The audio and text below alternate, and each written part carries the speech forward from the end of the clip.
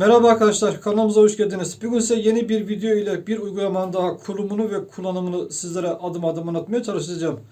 Magneto APK olarak deneyeceğimiz kanalımıza abone olmanız ve sosyal medya ortamında paylaşarak bizlere destek vermenizdir. Arkadaşlar, bir uygulama neden çalışmaz? Bir uygulama yasaklanmış olabilir veya yapan kişi tarafından kapatılmış olabilir veya cihazınızla uyumlu olmazsa yine aynı sebeplerden dolayı çalışmayabilir. Bir de aşırı yoğunluktan çalışmaz. Özellikle canlı matcanlar olduğu zaman aşırı yoğunluktan da çalışmayabilir. Video içinde HD Duvar Kağıtları blog sayfasından Slayt resimler olacak. Dikkat almayınız. Tabii ki HD Duvar Kağıtları blog sayfasından Slayt resimler indirip bilgisayarınızın, cep telefonunuzun veya TV box'unuzun duvar kağıdını değiştirebilirsiniz. Arkadaşlar, Slayt resimler sadece videoyu YouTube'ya beğendirmek içindir. YouTube bu tür videoları sakıncalı içerik olarak görüyor. Videoyu kaldırdığı gibi kanala kapatma cezası dahi verebiliyor. Video içindeki kendi görüntüm ve bazı kelimeleri dikkatli bir şekilde kullanmamaya çalışmam veya değiştirerek kullanmaya çalışmam sadece videoyu YouTube'ya beğendirmek içindir. YouTube bu tür videoları sakıncalı içerik olarak görüyor ve kanal kapatma cezası dahi verebiliyor. Resimde de gördüğünüz gibi. Arkadaşlar, videonun boyutu en fazla 10 ile 15 dakikadır. Gerisi Slayt resimlerdir. Tabii ki Slayt resimleri seyretmeyebilirsiniz. Tanıtım yapacağım uygulamayı bütün Android cihazlarınızda kurabilirsiniz. Cep telefonlarına, TV box'lara, Android TV'leri, Mi box'lara ve Mi stick'lere kurup kullanabilirsiniz. Bilgisayarda çalıştırmak için çeşitli programlardan birini bilgisayarınıza kurup bilgisayar üzerinde de çalıştırabilirsiniz. Bu tanıtım yapacağım uygulama ile sinema, dizi, belgesel ve canlı maçlarını seyredebilirsiniz.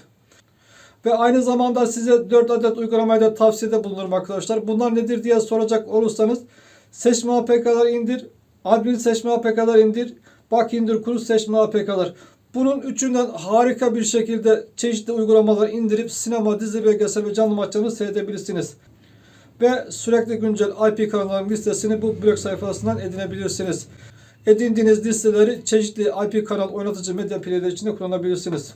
Bunun 4'ü tavsiyemdir arkadaşlar. Kesinlikle Android cihazınıza kurabilirsiniz. Özellikle Android TV'ler, Mi Box'lar ve Mi Stick'lere kurup kullanabilirsiniz. Onlar üzerinden internetten uygulama indirmek gerçekten problemli. Başka bir cihaza kuracaksanız herhangi bir internet tarayıcısını açıyoruz. Ben Chrome'u açıyorum. Arama yerine seçme APK'lar yazıyoruz. alpaylaş.blogspot.com seçme APK'lar indir. Veya sosyal medya paylaş blogspot.com admin seçme APK'lar indir. Buralardan harika uygulamalar indirip sinema, dizi, belgesel ve canlı maçlarını seyredebilirsiniz. Dünya kanallarını seyredebilirsiniz. Buralarda harika uygulamalar var arkadaşlar. Burada dikkat etmeniz gereken şey, burada sahte siteler var arkadaşlar. Bunlara kesinlikle çok dikkat ediniz. Bu sitelere girdiğiniz zaman cihazınızda virüs var diyor, şu uygulamayı yükle diyor veya şu uygulamayı yükle diyor. Çeşitli reklamlar veriyor. Buralara girmemeye çalışın arkadaşlar. Kesinlikle buralara girmeyiniz. Bizi taklit eden sahte siteler. Seçme APK'lara tıklıyoruz. İlk reklamını kapatabilirsiniz. Aynı zamanda HD Duvar Kağıtları blog sayfasına buradan gidip harika resimleri indirip bilgisayarınızın, cep telefonunuzun veya TV box'unuzun duvar kağıdını değiştirebilirsiniz.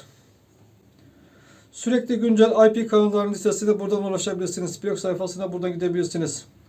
Tanıtımını yaptığım uygulamayı ana sayfada bulamazsanız blog arşivinden bulabilirsiniz.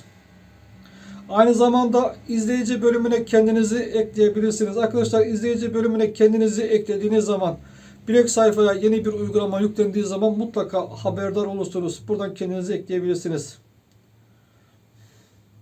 Blog arşivi burada arkadaşlar. Burada harika uygulamalar var. Hepsini tek tek deneyebilirsiniz.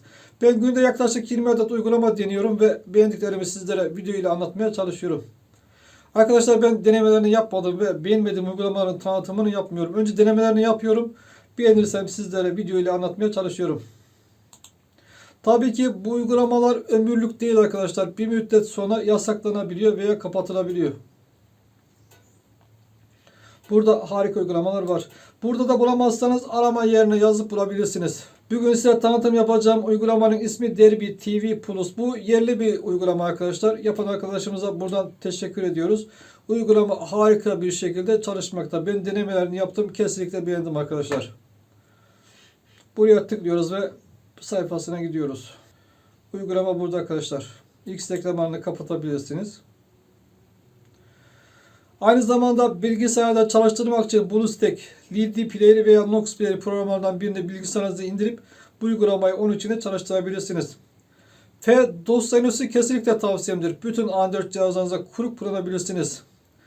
Sürekli güncel IP kanallarının uygulamasını buradan indirebilirsiniz. Blog sayfasının uygulamasını buradan indirip cihazlarınızda kurabilirsiniz.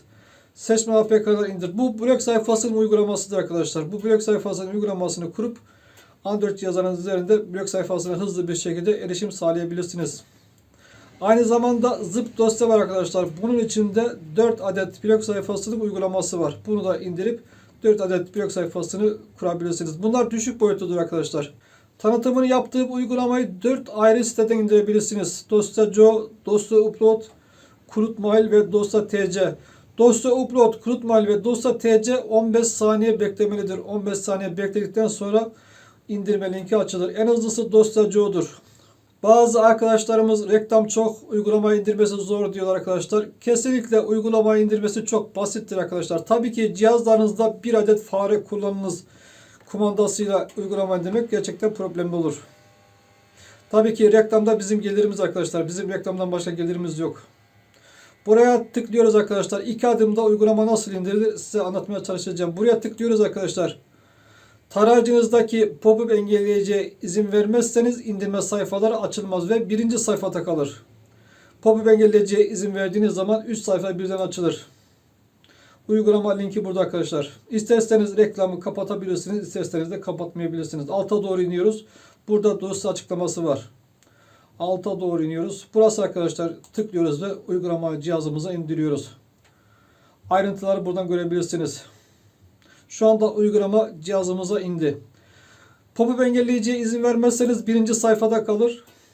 Ve buraya tıklayarak indirme sayfasına gidebilirsiniz. Yine aynı şekilde 2 tıkla yine indirebilirsiniz. Gördüğünüz gibi arkadaşlar buradan da bu şekilde de indirebilirsiniz. Tabii ki pop-up engelleyiciye izin verdiğiniz zaman hızlı bir şekilde açılır. Uygulama cihazımıza indi. Ana sayfaya geliyoruz. Cihazlarınızda F dosyanızı kurduysa dolant klasöründedir. Dolant klasörüne gidip uygulamayı kurabilirsiniz. İndirenler klasöründe. Uygulama burada arkadaşlar. Tıklıyoruz ve kuruyoruz. Yükle yapıyoruz. Bitir yapıyoruz. Ana sayfaya geliyorum. Uygulamayı cihazımıza kurduk. Uygulamayı ana sayfaya taşıyorum. Uygulamanın kurulumu ve kullanımı basittir arkadaşlar. Uygulamayı kurduk. Tıklıyoruz ve çalıştırıyoruz.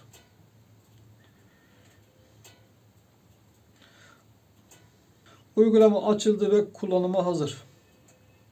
Açılış sayfasında spor kanalları, sinema kanalları, ulusal kanallar, belgesel kanalları, çocuk kanalları, müzik kanalları, açıklama oku, radyo dinle diye bölümler ekle. Burada spor kanallarını açmıyorum arkadaşlar. Ben denemelerini yaptım. Harika bir şekilde çalışmakta. Bunun için de malum spor kanalları canlı maç canlı seyredebilirsiniz. Burada ulusal TV kanallarından birkaç örnek vereyim arkadaşlar.